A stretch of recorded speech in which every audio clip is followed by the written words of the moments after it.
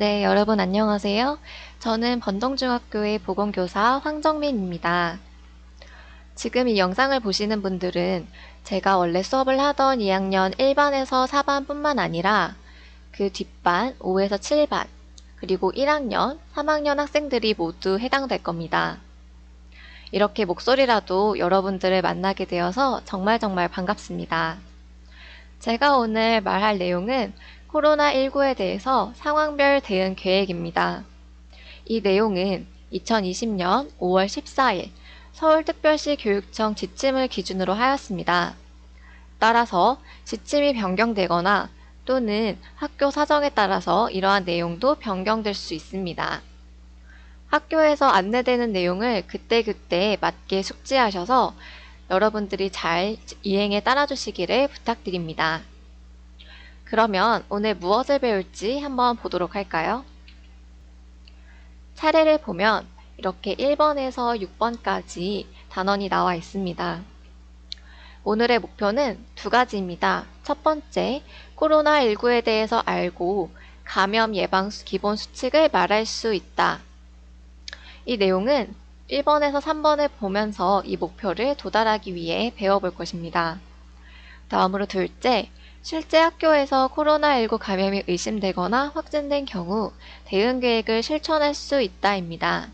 이 내용은 학교에서 실제로 의심 증상자, 감염 의심자, 확진 환자가 발생했을 때 어떻게 대응할 것인지 알아봄으로써 달성해 보도록 하겠습니다. 그러면 내용으로 들어가겠습니다.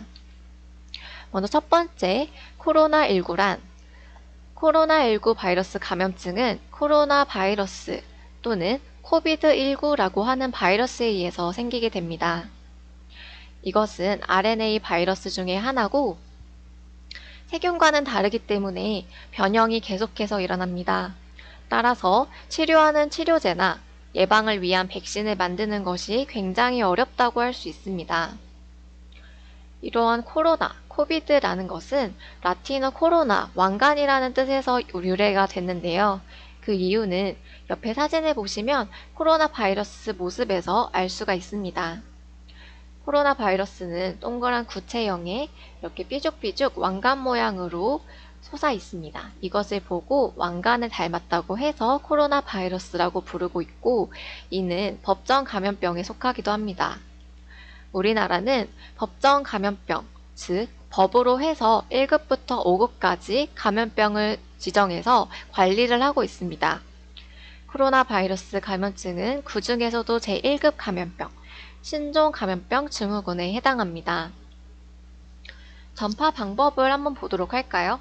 전파 방법이 중요한 이유는 이 방법을 차단한다면 우리가 코로나19 바이러스를 감염을 피할 수 있기 때문입니다. 전파 방법 첫 번째는 비말 감염이 있습니다. 비말이란 감염된 사람이 기침, 재채기를 했을 때 나오는 침방울 등을 얘기합니다.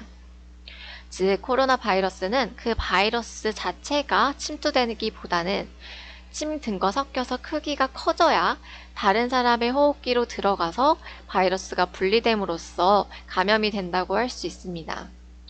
따라서 바이러스, 작은 바이러스가 아니라 큰 침방울을 막아야 되기 때문에 여러분들이 마스크를 잘 착용해 주시는 것이 중요하다고 할 수 있습니다. 바이러스로 감염이 되는 것은 공기 감염이라고 하는데 그 수준보다는 낮지만 침방울에 의해서 감염이 되기 때문에 마스크를 코 밑으로 내리거나 또는 마스크를 느슨하게 착용하면 그 효과가 굉장히 떨어집니다.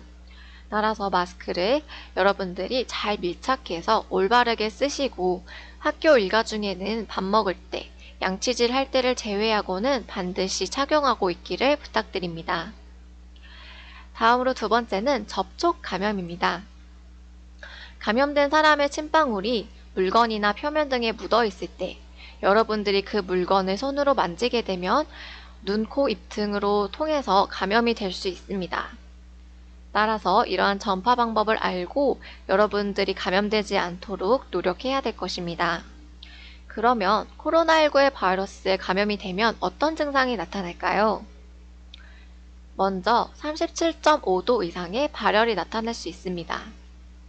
이 정도 수준은 미열입니다. 37.4도까지는 괜찮지만 그 이상으로 넘어가게 되면 코로나19가 의심된다고 할 수 있습니다. 또한 호흡기 증상, 다양하게 인후통, 기침, 호흡곤란, 폐렴 등이 있습니다. 이런 호흡기 증상이 나타나거나 또는 속이 미습거리는 메스꺼움, 설사, 후각마비 또는 미각마비도 코로나19의 의심 증상입니다. 그러나 여러분, 열이 난다고 해서 무조건 코로나라고 볼 순 없겠죠.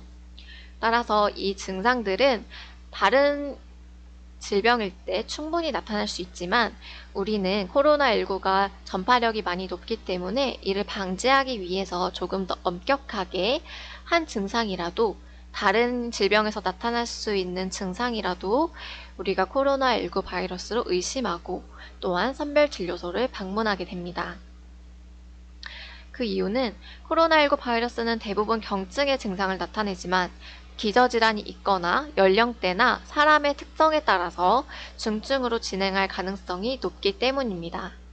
또한 다른 사람에게 옮기는 전파를 막기 위해서도 조금 더 엄격하게 기준을 정하고 있습니다.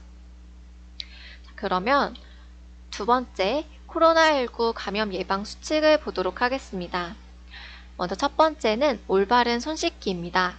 올바른 손 씻기 6단계가 이렇게 그림처럼 나와 있는데요.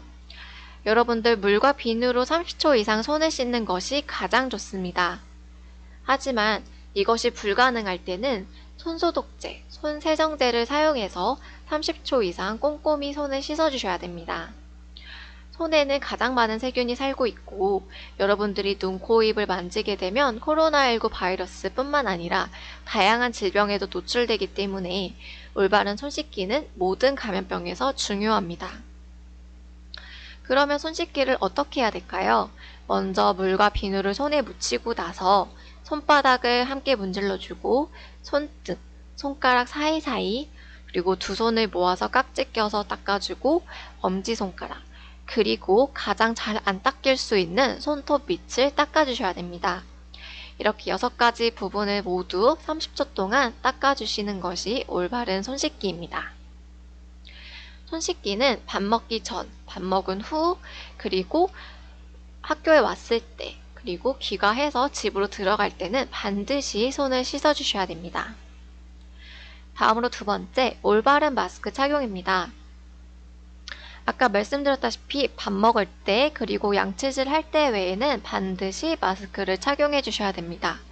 또한 밀착해서 써야 되므로 얼굴 크기에 맞는 마스크를 사용하시고 마스크를 착용하더라도 완벽하게 밀착되지 않았을 수 있기 때문에 비말이 그 사이사이로 튈 수 있습니다.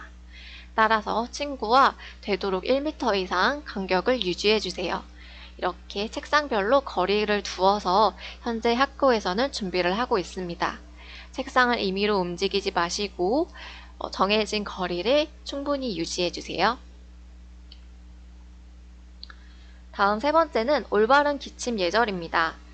요즘 광고가 많이 되고 있을 텐데요. 기침이나 재채기를 할 때는 손으로 막지 않고 소매로 옷과 코를 가리셔야 됩니다. 그래서 소매로 옷과 입, 코를 가리셔야 침방울이 손에 묻어서 전파 가능성을 높이는 것을 막을 수 있습니다.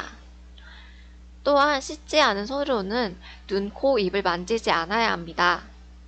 올바른 기침 예절을 보시면 첫 번째, 휴지나 손수건은 필수고 두 번째, 옷 소매로 가리고 세 번째, 만약에 손에 튀었을 수도 있기 때문에 기침 후에 비누로 손을 씻어주셔야 됩니다.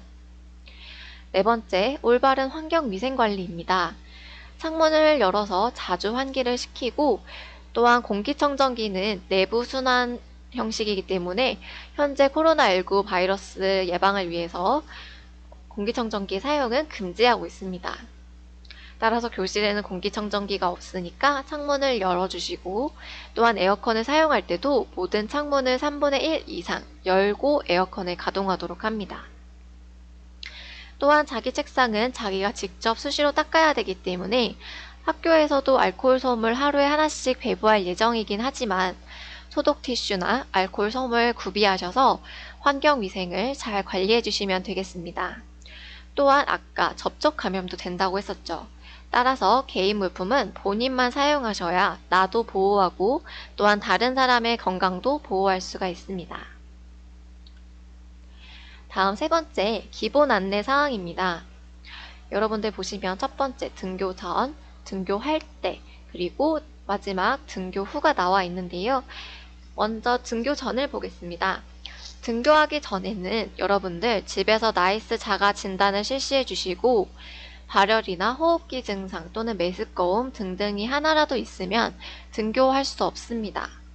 따라서 등교하지 않고 담임 선생님께 알리고 선별진료소에 방문하시기를 바랍니다. 나이스 자가 진단에서 등교 중지 안내문이 있을 테니 그것을 활용해서 선별진료소에 방문해 주시고 선별진료소는 각자 관할에 있는 보건소를 가시면 되는데요. 강북구의 경우에는 강북구 보건소 선별진료소는 이렇게 번호가 나와 있습니다. 위치를 검색하셔서 최대한 대중교통을 자제해 주시고 보호자를 동반해서 신분증을 가지고 방문해 주시기를 부탁드립니다. 선별진료소로 간다고 해서 무조건 검사를 하진 않습니다. 의사 선생님이 여러분들을 진료를 봐주시고 만약에 검사가 필요하다고 생각이 되면 비용 부담 없이 검사를 진행하게 될 것입니다. 그리고 검사 결과는 최소 6시간에서 하루 뒤에 나오게 되니까 그 전까지는 학교에 등교하지 마시기를 바랍니다. 검사 결과가 나오면 학교에도 꼭 알려주세요. 만약에 검사가 음성으로 나온다고 해도 여러분들 증상이 있다면 학교에 등교하시면 안 됩니다. 다음으로 등교 시에 보겠습니다. 학교에서는 여러분들이 등교할 때 등교 지도를 하게 될 거고 또한 열화상 카메라나 비접촉식 체온계로 발열 체크를 할 겁니다. 그러한 선생님들의 지도에 잘 따라주시고 교실을 입실할 때는 손세정제 2개 정도 있을 테니 각 학급에서 들어갈 때 손 씻기나 또는 손 소독을 반드시 해주세요. 또한 침이나 가래 등을 뱉은 휴지는 잘 싸서 바로 쓰레기통에 버려주시기를 부탁드립니다. 또한 쓰레기통은 가급적 반드시 하루에 한 번은 비워주시기를 부탁드리겠습니다. 아까 말씀드렸다시피 소독 티슈나 또는 개인용 물을 반드시 소지해주세요. 음수대는 코로나19 바이러스 예방을 위해서 사용되지 않기 때문에 개인 물을 챙겨주셔야 됩니다. 또한 마스크를 잃어버리거나 못 쓰게 되는 경우가 있을 수 있기 때문에 가방에 여분의 마스크를 꼭 챙겨주시고 또한 만약에라도 코로나 바이러스 확진자가 우리 학교에서 나오게 된다면 동선 확인을 하게 됩니다. 그에 따라서 여러분들이 확진자와 동선이 겹쳤는지 안 겹쳤는지를 판별하게 되기 때문에 자신의 동선을 반드시 기억해 주셔야 됩니다. 며칠 동안은 자신이 어디를 갔었는지 기억하시고 또한 그걸 잘 기억하기 위해서는 다른 반이나 불필요한 동선을 가지시면 안 되겠죠. 꼭 필요한 곳에만 방문하시고 동선을 기억해 주세요. 세 번째, 등교 후에 학교에서 일과생활을 할 때는 열이 나거나 목이 아프거나 기침, 콧물 등의 증상이 있으면 선생님께 바로 담임교사에게 알려주시기를 바랍니다. 또한 친구가 아플 때는 놀리지 않고 배려해 주세요. 친구가 아프다고 해서 코로나 바이러스 감염증이 아니고 다른 이유로 아픈 것일 수도 있습니다. 그리고 만약에라도 코로나 바이러스 확진자라고 해도 그것은 그저 몸이 아픈 것이기 때문에 여러분들이 놀리지 않고 서로서로 배려해야 합니다. 또한 저희 학교에서는 2층 규장각실을 일시적 관찰실로 지정하고 화장실은 별도로 여기 일시적 관찰실을 사용하는 학생들은 1층 교직원용 화장실을 사용해야 합니다. 다른 학생들은 이 1층 교직원용 화장실을 절대로 사용해서는 안 됩니다. 이렇게 일시적 관찰실을 사용하거나 또는 귀가 조치를 하는 것은 스스로를 보호하고 다른 사람을 보호하는 배려 행동임을 아셔야 됩니다. 따라서 격리되는 것이 아니라 다른 사람들을 보호하는 배려 행동임을 여러분들이 숙지해 주시기를 부탁드리겠습니다. 다음으로 네 번째, 의심 환자 발생 시입니다. 의심 환자란 이렇게 그 의미가 나와 있는데요. 그 의미를 꼭 알아주셔야 됩니다. 같이 한번 볼까요? 발열, 호흡기 증상, 또는 메스꺼움, 설사, 후각마비 또는 미각마비 등으로 코로나19로 의심이 되는 증상이 있는 경우를 의심 증상자라고 합니다. 예를 들어 어떤 상황이 있을까요? 상황 예시를 한번 보면 여러분들이 등교하기 전에 집에서 건강 상태를 체온계 등을 측정해보고 나이스 건강 상태 자가 진단을 했을 때 의심 증상이 하나라도 있어서 등교 중지가 뜨는 경우가 있을 수 있습니다. 또한 두 번째, 학교에서 등교 시간이나 급식 시간 전 또는 필요 시에 체온계로 발열 체크를 했을 때 37.5도 이상으로 2번 이상 측정이 된 경우입니다. 세 번째, 여러분들이 학교 생활을 하다가 갑자기 의심 증상이 나타난 경우입니다. 이렇게 여러 가지 상황이 있을 수가 있는데요. 만약에 여러분들이 의심 증상자로 생각이 된다면 어떻게 대응해야 될까요? 옆에 대응 계획을 한번 보도록 하겠습니다. 순서대로 대응을 해주시면 되는데요. 상황에 따라서 변동은 있을 수 있습니다. 먼저 첫 번째, 담임 선생님이나 주의 선생님께 상황을 알려야 합니다. 만약에 선생님께서 체온을 측정하셨다면 이 부분은 건너뛰어도 되겠죠. 두 번째, 선생님의 안내에 따라서 여러분들 보호자에게 연락이 될 겁니다. 그리고 학생 여러분들은 안내사항, 출결에 대한 부분과 자율격리 시에 어떤 부분을 지켜야 되는지 안내사항을 숙지하시기를 바랍니다. 세 번째는 선별진료소에 방문하는 것입니다. 진료를 받으시고 필요한 경우에는 검사도 받으실 수 있습니다. 선별진료소에 방문하는 방법에 대해서는 아직까지 완벽하게 정해지진 않았기 때문에 여러분들이 등교하게 되면 다시 한 번 더 안내를 드릴 것입니다. 선생님의 안내에 따라서 진행해 주시면 되겠습니다. 만약에 검사를 했는데 음성이었다면 음성인 경우에도 증상이 있으면 집에서 경과관찰을 하셔야 됩니다. 만약에 음성이고 증상도 없어졌다면 등교하셔도 괜찮습니다. 그러나 만약 진료만 받고 굳이 검사가 필요하지 않다고 해서 집으로 돌아간 경우에는 다음날 반드시 등교가 가능한지 증상이 없는지 담임 선생님께 미리 아침에 알려주셔야 됩니다. 그리고 집에 있으면서 경과관찰을 하는 경우에 38도 이상 발열이 지속되거나 증상이 심해지면 선별진료소에 재방문해 주셔야 합니다. 두 번째, 감염 의심자 발생 시입니다. 감염 의심자란 선별진료소 등에서 코로나19 진단검사를 실시한 경우를 얘기합니다. 첫 번째 말씀드렸던 의심 증상자와 두 번째, 감염 의심자가 다른 것은 코로나19 진단검사를 실시했느냐 안 했느냐입니다. 검사를 실시하게 되면 그때부터는 감염 의심자가 됩니다. 어떤 상황이 있을까요? 상황 예시를 보면 학생 여러분들이 의심 증상자로 코로나19 의심 증상이 있어 선별진료소에 문의 후 방문한 경우일 것입니다. 이때 선별진료소에서 검사를 하게 됐을 때 여러분들은 감염 의심자가 되는 것입니다. 이때는 어떻게 대응해야 될까요? 검사를 했다는 것을 반드시 학교에 알려주셔야 되고 그리고 검사 결과가 나왔을 때도 알려주셔야 됩니다. 검사 결과가 나오기 전까지는 반드시 집에서 있으면서 경과관찰을 해주시고 생활수칙을 잘 지켜주셔야 됩니다. 학생 준수사항을 한번 볼까요? 첫 번째, 등교 중지가 된 경우에는 바깥 외출을 금지하셔야 됩니다. 두 번째, 가능한 독립된 공간에서 혼자 생활해야 됩니다. 세 번째, 방문을 닫은 채 창문을 자주 열어서 환기를 시키시고 네 번째, 식사는 혼자 하셔야 됩니다. 이러한 사항을 지키는 이유는 만약에 여러분들이 코로나19 감염증이어서 다른 사람에게 확산하는 것을 막아주기도 하지만 반대로 여러분들이 다른 병이나 또는 코로나19여서 면역력이 약해진 경우일 수 있습니다. 따라서 바깥으로부터 나를 보호하기 위해서도 이런 생활수칙은 잘 지켜주셔야 됩니다. 그렇다면 보호자 그리고 가족 준수사항도 한번 볼까요? 학부모님께 이러한 사항을 같이 말씀드리기를 부탁드립니다. 먼저 첫 번째, 매일 아침 여러분들의 체온과 호흡기 증상을 보호자께서 확인해 주셔야 됩니다. 그래서 나이스 자가 진단을 하도록 여러분들이 꼭 말씀드려 주시고요. 등교 중지인 학생과는 독립된 공간에서 생활하고 자주 환기를 시켜야 됩니다.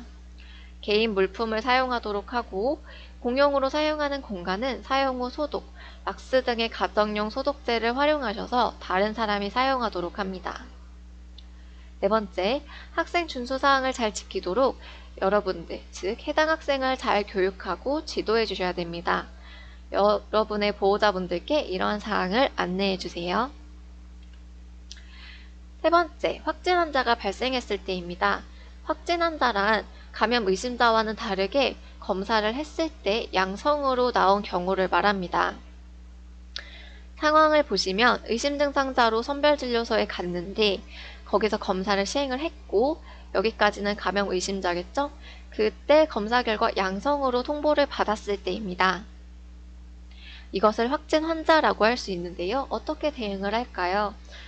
보건당국, 보건소에서 여러분들께 통보하는 기간이 있을 겁니다. 그 기간 동안에는 자가격리 통지서를 받으시고 등교를 중지해 주세요. 또한 집에서 자가격리를 하면서 휴식해 주시기를 부탁드립니다. 양성인 경우에는 학교에 반드시 그 즉시 알려주시고 자가격리 등의 통지서는 출석에 필요할 수 있으니 서류를 반드시 보관해 주세요. 자가격리자 생활수칙에 대해서 말씀드리겠습니다. 아까와 같이 바깥 외출을 금지하고 독립된 공간에서 혼자 생활하고 진료 등 외출이 불가피할 경우에는 반드시 관할 보건소 또는 담당 공무원에게 먼저 연락하시기 바랍니다. 또한 가족 또는 동거인과 대화 등 접촉하지 않고 개인 물품을 사용하시고 건강수칙을 잘 지켜주세요. 여러분들이 이러한 생활수칙을 잘 지켜준다면 다른 사람의 건강과 여러분들의 건강을 잘 보호할 수 있을 것입니다. 여기까지가 코로나19 상황별 대응 계획이었습니다. 만약에 더 추가되는 내용이나 변경되는 내용이 있으면 학교에서 안내할 테니 담임 선생님들이나 선생님들의 말을 잘 들어주시길 부탁드립니다. 여러분들 많이 답답하시겠지만 집에서 건강보호에 힘써주시고 또한 학교에 나오게 되면 마스크를 잘 착용하시고 손 씻기를 잘 해주세요. 지금까지 시청해주셔서 감사합니다.